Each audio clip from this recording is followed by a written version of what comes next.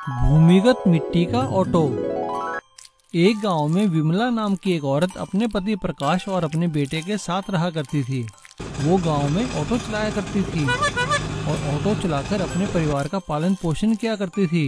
विमला का पति प्रकाश कोई काम नहीं करता था, बस सारा दिन आवारा इधर उधर घूमा करता था। अपने पति की इस आदत को लेकर विमला बहुत चिंतित थी और अक्सर प्रकाश को समझाया करती थी, लेकिन उसके पति प्रकाश पर उसकी इस बात का बिल्कुल फर्क नहीं पड़ता।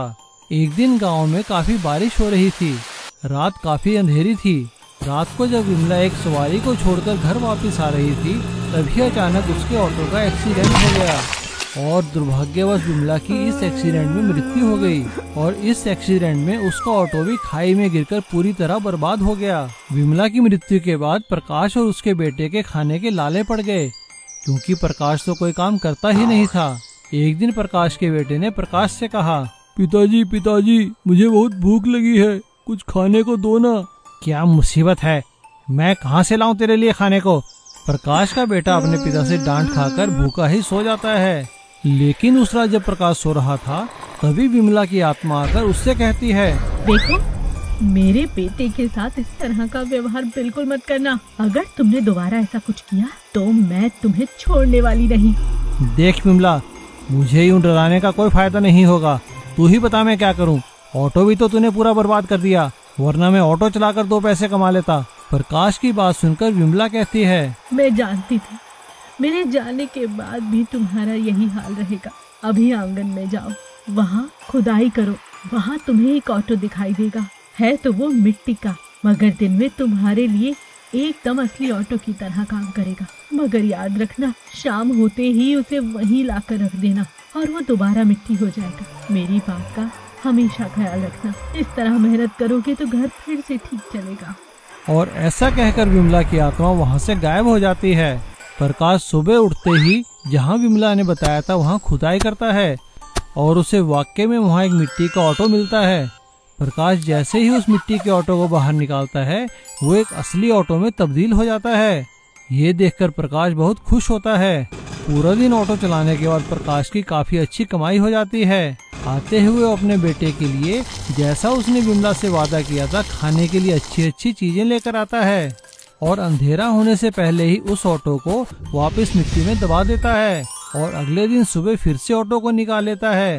अब प्रकाश का ऑटो का काम सही चल रहा था और एक दिन जब गांव में मेला था, तो अधिक पैसे कमाने के लिए वो अंधेरा होने के बाद भी ऑटो चलाने लगता है और अंधेरा होने के बाद जैसे ही वो सवारी छोड़कर वापस आ रहा था, ऑटो एकदम से मिट्टी के ऑटो में तब्दील हो जाता है और टूटकर सड़क पर बिखर जाता है। तब उसे अपनी पत्नी विमला की बात याद आती है और अपनी गलती पर पछतावा होता है। प्रकाश को सबक मिल चुका था और उसे अपनी गलती का एहसास हो गया था।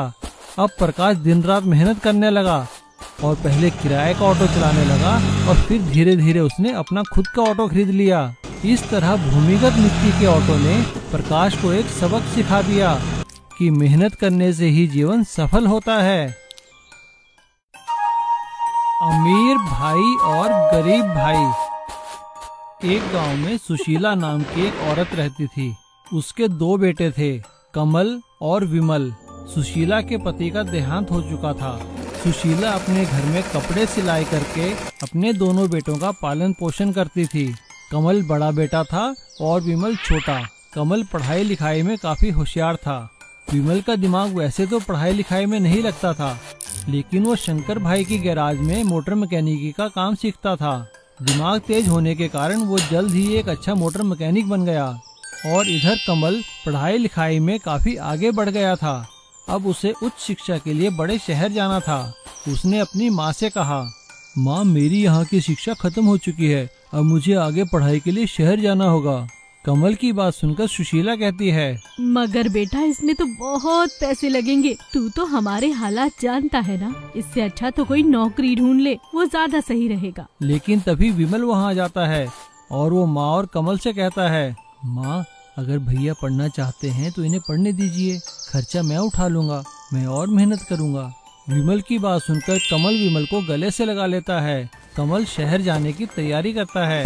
कमल शहर में एक बहुत बड़े कॉलेज में एडमिशन ले लेता है और खूब मेहनत से पढ़ाई करता है। पढ़ाई लिखाई खत्म होने के बाद कमल एक बहुत बड़ी कंपनी में ऑफिसर बन जाता है और इधर विमल अपनी माँ के साथ गांव में ही रहता है और कमल का इंतजार करता है।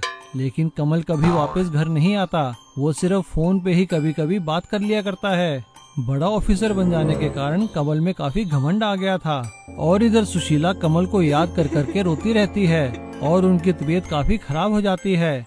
वो विमल से कहती हैं, बेटा बस एक बार तू कमल को मेरे पास ले आ ताकि मेरी आत्मा को शांति मिल सके। माँ ऐसा मत कहो, तुम ठीक हो जाओगी। बाकी जहाँ तक रही कमल की बात, मैं कल ही शहर जाकर कमल को अपने साथ लेकर आऊँगा। और अगले ही दिन विमल गांव वालों को अपनी माँ का ख्याल रखने के लिए कहकर कमल को लाने के लिए शहर के निकल जाता है। शहर पहुँचने के बाद वो विमल का पता ढूंढने लगता है। जब वो एक सड़क पर जा रहा था तभी उसने देखा कि एक तेज रफ्तार से गाड़ी आई और एक डिवाइडर से टकराकर रुक गई। विमल भागकर उस गाड़ी की तरफ गया। उसने देखा उसमें एक बुजुर्ग आदमी बैठे थे। विमल ने उन्हें बाहर निकाला। बाबूजी आप ठीक तो है ना? आपके ज्यादा चोट तो नहीं लगी? अरे नहीं बेटा, हल्की सी खरोंच आई है। शुक्र है भगवान का जो मैं बच गया। लगता है गाड़ी की ब्रेक फेल हो गई है। कोई बात नहीं बाबूजी, मैं अभी देखता हूँ। विमल ने कार से टूल बॉक्स निकाला और कार को ठीक कर दिया। वो आदमी विमल से काफी प्रभावित हुआ और उसने विमल का शहर आने का कारण पूछा। विमल ने उसे सारी बात बताई तो उस आदमी ने विमल को अपने साथ आने के लिए कहा और वो विमल को अपने साथ एक बहुत बड़ी कंपनी के ऑफिस में ले आया। वो उस कंपनी के मालिक थे। थोड़ी ही देर बाद कमल ऑफिस में आता है। सर आपने मुझे बुलाया? अरे भाई तुमने हमें बताया ही नहीं कि तुम्हारी माँ और तुम्हारा छोटा भाई भी है। विमल ये सुनकर हैरान रह जाता है और कमल विमल को देखकर चौंक जाता है। अरे नहीं बाबूजी, कमल भैया तो हमें बहुत बुलाते हैं शहर, वो तो माँ ही नहीं आना चाहती। विमल के मुंह से ऐसी बात सुनकर कमल बहुत शर्मिंदा होता है और वो विमल से माफी मांगता है। कमल विमल के साथ गांव जाता है और माँ से माफी मांगता है और विमल और माँ को लेकर शहर आ जाता है और माँ का एक बहुत बड़े हॉस्पिटल में इलाज करवाता है। जल्दी ही सुशीला जी ठीक हो जाती हैं और अब दोनों बेटों के साथ खुशी खुशी रहने लगती हैं, कभी गांव में तो कभी शहर में। इडली चाय वाली की सफलता। पुन्नूर गांव पहाड़ी पे बसा एक सुंदर सा गांव था। वहाँ पे लता अपने पति श्याम के साथ अपने बच्चे के साथ रहा करती थी। श्याम पुन्नूर में चाय बनाने वाली फैक्ट्री में काम किया करता था। वो बहुत ही मेहनती था। फैक्ट्री के प्रबंधक उसकी हमेशा तारीफ किया करते थे और साथ ही तारीफ किया करते थे लता के हाथ की बनाई इडली की। भाई श्याम लंच का टाइम हो गया है, अपना टिफिन तो खोलो भाई, हमें तो इंतजार है लता जी की बनाई हुई इडली खाने का। जी सर अभी खोलता हूँ। आज तो लता ने आपके लिए 2 इडली स्पेशल भेजी हैं। हाँ भाई ठीक है, लता का हमारी ओर से धन्यवाद कहना। और सभी लोग मिलकर लंच करने लगते हैं। सब कुछ सही चल रहा था लेकिन भाग्य को कुछ और ही मंजूर था। एक दिन अचानक फैक्ट्री में काम करते हुए श्याम के दोनों हाथ मशीन की चपेट में आ जाते हैं और उसके दोनों बाजू काटने पड़ते हैं। हॉस्पिटल से घर आने के बाद वो बहुत मायूस हो जाता है क्योंकि अब वो मजबूरी में फैक्ट्री में काम नहीं कर सकता था। फैक्ट्री उसे उचित मुआवजा भी देती है लेकिन भला वो पैसा कितने दिन चलता। मुआवजे का पैसा खत्म होने की स्थिति में अब लता के सामने घर चलाने की जिम्मेदारी थी क्योंकि श्याम हाथ न होने के कारण कोई काम नहीं कर सकता था। उसने मायूस होकर लता से कहा, लता मैं बहुत शर्मिंदा हूँ, मैं तुम लोगों के लिए कुछ नहीं कर पाऊंगा, इससे अच्छा तो भगवान मुझे मौत ही दे देता।